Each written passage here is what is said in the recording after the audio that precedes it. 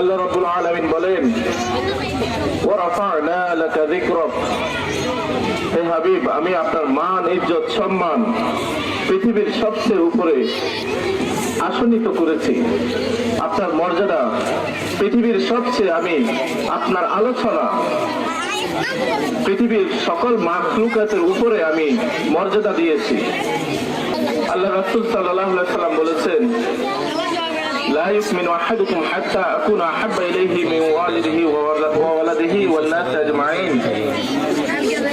কোন মানুষ ততক্ষণ পর্যন্ত প্রকৃত মুমিন হতে পারবে না যতক্ষণ পর্যন্ত সে তার ছেলে মেয়ে, মা বাবা, স্ত্রী, সন্তান, বন্ধু বান্ধব অর্থাৎ তার সকল কিছু থেকে প্রিয় রাসূল সাল্লাল্লাহু আলাইহি ওয়াসাল্লামকে ভালো যতক্ষণ না বাসতে পারবে ততক্ষণ পর্যন্ত সে প্রকৃত মুমিন হতে পারবে না।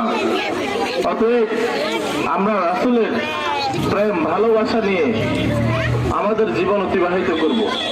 আমাদের জীবনে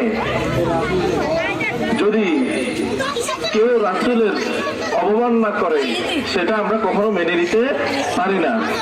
তাই তাওহীদি জনতা রাসূলের অবমাননাকারী সোহেল গালিবের ফাঁসিতে আমরা সকলে এখানে একত্রিত হতে পেরেছি।